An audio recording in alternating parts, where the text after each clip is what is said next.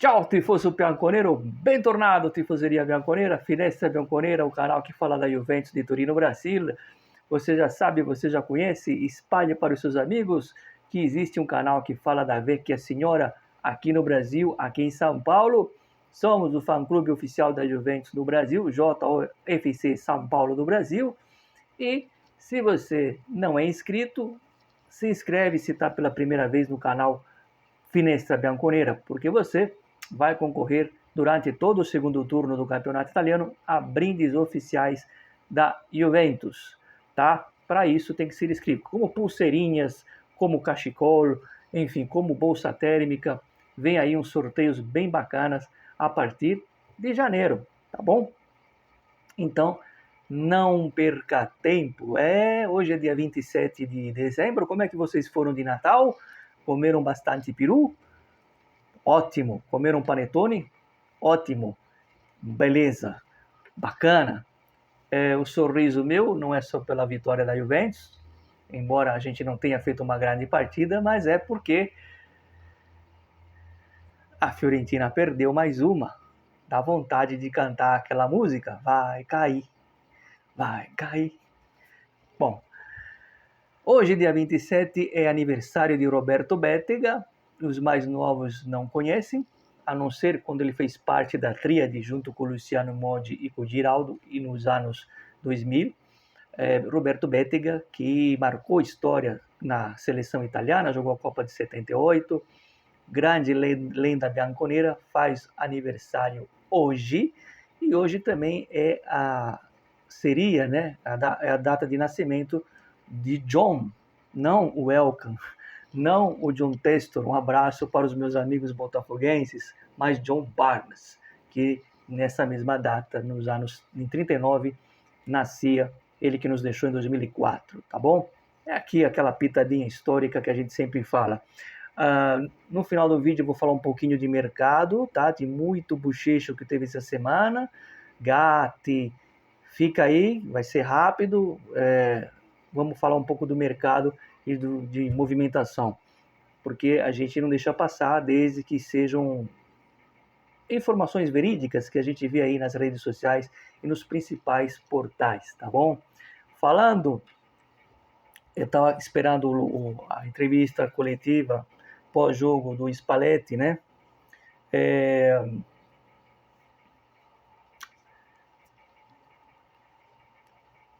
O Locatelli parece que não é que ele não gostou de ser substituído, ele questionou por que ele saiu, né? De um tom um pouco arrogante. Eu não sei se isso procede, o pessoal da Rádio Bianconera está falando isso, que o Locatelli meio que foi tirar a satisfação. A gente viu ali alguma coisa. Eu acho que o Spalletti tirou o Locatelli porque ele riscava tomar o cartão vermelho. Atenção, acho que foi por isso. De qualquer forma, não justifica. O Locatelli não pode fazer isso. Se ele fazer isso, com certeza vai ganhar uma bela reserva, porque o Spalletti não é o Tudor, o Spalletti não é o Thiago Motta, o Spalletti está pondo ordem no vestiário e está se fazendo respeitar. Vocês lembram da apresentação do Spalletti? Aliás, quando ele chegou na Juventus, o Spalletti viralizou um vídeo que ele chega na continaça, o Perin vai cumprimentar ele e o Perin fala, tudo bem, mister? E o Spalletti fala, depende de vocês.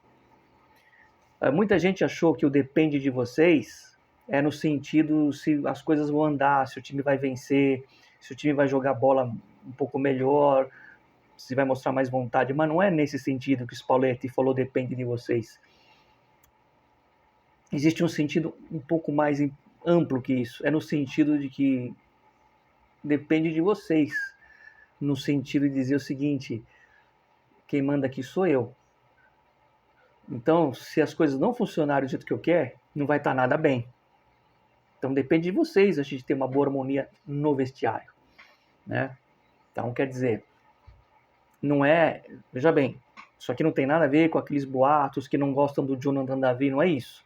Eu estou dizendo que há muito tempo eu falo que tem jogador acomodado, jogador que chega e pensa que pode fazer o que quiser na Juventus. Isso vale para todo mundo. Eu sempre defendi o Locatelli e continuo defendendo. Acho pegar ele para Cristo um erro. Agora, não pode chegar e questionar o técnico por que você me tirou. Ele pode não gostar de ter substituído. Aí isso eu acho importante. O jogador que é acomodado vai para o banco, está ganhando, está recebendo o seu. Ou seja, o jogador ficar insatisfeito, ok, mas o jogador não pode chegar e querer tirar satisfação com o técnico como ele quer se escalar, eu não. Quem manda lá é o treinador, e o treinador é o Luciano Spalletti. Vamos ver o que acontece. Se foi isso, repito, coloca um asterisco, porque eu não sei direito o que aconteceu, mas se foi isso, ele vai ganhar um belo banco, porque o Spalletti não é os treinadores que estavam antes na Juventus que eu citei. Esse é um ponto que a gente tem que falar. Vocês repararam que entrou o filho do Buffon na partida, no final do jogo? Pois é, para quem não... Se alguém tiver curiosidade, viu o sobrenome Buffon, é o filho do nosso ídolo, nosso goleiro Buffon, que joga no Pisa. Falando da partida, foi uma partida horrível. No primeiro tempo, a Juventus chegou 2 vezes com ocasião. E hoje foi a volta do Koopmeiners no time titular. Depois de 2 partidas, ele volta para o time e, coincidentemente ou não, a Juventus não joga nada com ele em campo. Ele que teve uma chance ali no primeiro tempo, uma das 2 chances veio dos pés dele, avançou, e na hora de poder finalizar, errou tudo. Eu não sei sinceramente o que acontece com o Koopmeiners. Eu já perdi a esperança nesse rapaz. Tomara que se ele ficar, né, para o próximo ano, que ele possa jogar futebol. Como eu já vi tanta coisa no futebol, já vi tanto jogador, né? Um abraço aos meus amigos são paulinos do canal. O Raí demorou 4 anos para virar o Raí. Então, quem sabe? Mas eu perdi a esperança com o Koopmeiners. É impressionante. Ele não consegue desenvolver um bom futebol na Juventus, tá? Não jogamos bem o primeiro tempo. Criamos 2 oportunidades e nos últimos 15 minutos a gente tomou sufoco do Pisa, levamos uma bola no travessão e ligou ali o sinal de alerta para o segundo tempo. Quando começa o segundo tempo, a Juventus volta na mesma pegada ruim, ou seja, tomando pressão do Pisa, e o jogo só vai mudar quando entra o Zegrova. O Zegrova entra e muda a partida.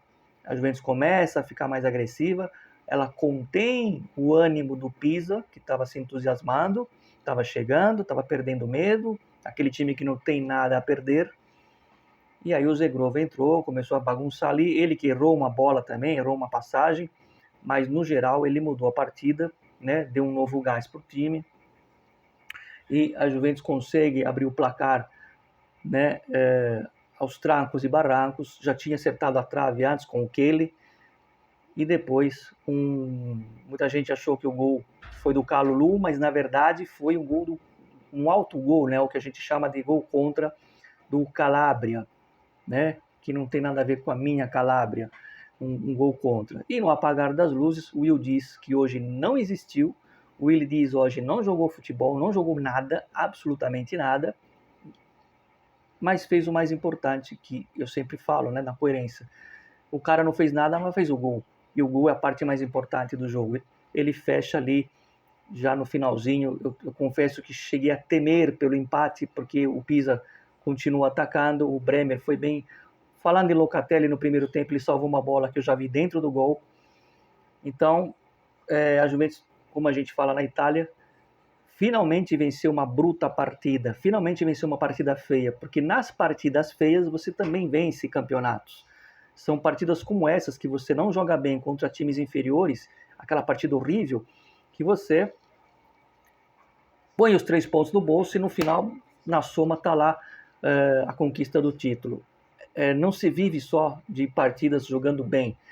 Você não vai conseguir jogar bem todas as partidas, partindo do pressuposto de um time já forte, um time já montado, que não é o caso da Juventus. Nem esse time vai conseguir jogar bem todas as vezes. Vai oscilar, vai ter um jogo ou outro que o time vai mal. E hoje foi o caso da Juventus, que ainda é um time que está se formando. Então, era necessário a gente ter essa prova de força, onde o time não joga bem e vence. Isso é muito importante. Se fosse há uns 5 meses atrás, a gente teria perdido esse jogo. Isso é fato, né? Então, eu acredito que era importante vencer também partidas que a gente não convence. Hoje foi muito mal. Eu falei do Yildiz, mas o Cambiasso foi péssimo, péssimo. O Cambiasso devia ter saído no intervalo. Foi muito mal o Cambiasso, mas muito mal, né? O Openda estava bem até. Como eu disse, o Zegrova entrou, mudou o jogo. Quem viu a partida, quem não viu, veja os melhores momentos. O salseiro que ele faz, né? Quando ele entra, ele dá mais confiança para os outros jogadores e ele preocupa os jogadores de defesa adversários, né? Ele mudou a dinâmica. O Conceição, vocês viram, não estava apto para o jogo, não estava fora da partida, mas o Zegrova, mesmo sem fazer gol, né? Quase fez, deu esse ânimo para Juventus, né? Juventus que volta a vencer o Pisa, né? O Pisa há muitos anos não frequentava a primeira divisão. Aliás, uma curiosidade, a última vez que a Juventus venceu o Pisa, né, foi em 19 de maio de 91, foi, 91, 4-2, com 2 gols do Baggio, um de um atacante chamado Alessio, que foi fraco, tá? Mas fazia uns gols de vez em quando, e o outro, o nosso saudoso Totò Schillaci. Foi 4-2, então foi também uma vitória por 2 gols de diferença na ocasião.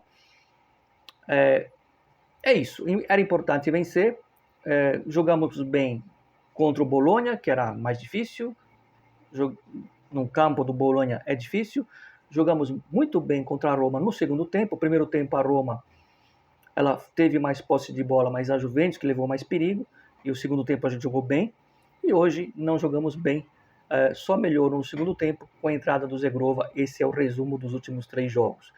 O importante é que nos últimos 3 jogos fizemos a pontuação máxima e estamos ali nos líderes. Estamos com o jogo a mais, é verdade, mas isso mentalmente, para quem está na frente, vê no retrovisor a Juventus, é complicado para eles. Vamos ver o que acontece aí nessa questão do Spalletti com o Locatelli. O Spalletti com certeza vai colocar o Locatelli no banco, se for do jeito que estão reportando aí alguns portais, porque realmente tem que se fazer respeitar a hierarquia, e o Spalletti está pondo realmente ordem no vestiário, eu não tenho dúvida. Para finalizar sobre mercado, rapidinho, vocês viram aí que o Milan tinha interesse no Gatti, a Juventus, quando a gente fala Milan, é o Allegri, tá? É a mesma coisa do Vlahovic. A Juventus disse não, até porque a Juventus precisa de um zagueiro nesse momento, não dá para ficar só no Bremer, ela vai buscar um zagueiro em janeiro, mas ela disse não.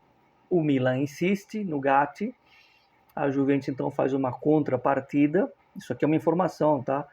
A Juventus pediu para o Milan então fazer uma negociação envolvendo o Ricci, para fazer lá um regista. E aí foi a vez do Milan falar que não. Então ficou elas por elas. É a única coisa de mercado que aconteceu nos últimos dias. O resto, desconsiderem, tá? Desconsiderem, jogador que pode vir voltar de empréstimo, não vai ficar, não vai ser aproveitado. Outro, esse negócio de Tonali por Douglas, por Jonathan David, esqueçam isso, esqueçam, eu não sei quem que inventou isso aí, mas como o João Mário pediu para ser negociado, ele que entrou hoje no fim do jogo, mas pediu para ser negociado, em o João Mário saindo, o seu substituto deverá vir do Genova, né? Eu não conheço esse jogador, eu sei a fisionomia dele, mas eu não sei se ele é bom, eu não acompanho o Genova, né? O Norton, que o nosso novo diretor conhece muito bem, né? O Marco Ottolini conhece muito bem. O Norton pode vir no lugar do João Mário. Mas atenção, porque deveremos ter alguma novidade em janeiro, na janela. Deveremos ter aí um zagueiro e muito provavelmente um centrocampista. Alguma coisa vai acontecer nessa janela, lembrando das saídas, como, por exemplo, o Arzic, que será emprestado. E outros podem sair também. Tá bom? É isso, tá? Finalizando o Finestras, sábado à noite, dia de pizza, dia de vitória da Juventus. Deixa aquele like, nos vemos ainda esse ano. E sempre Forza Juve. Fino alla fine. E eu tô achando, viu, Del Piero, que a Fiorentina vai cair. E você, tifoso? Você acha que a Fiorentina vai cair? Já pensou?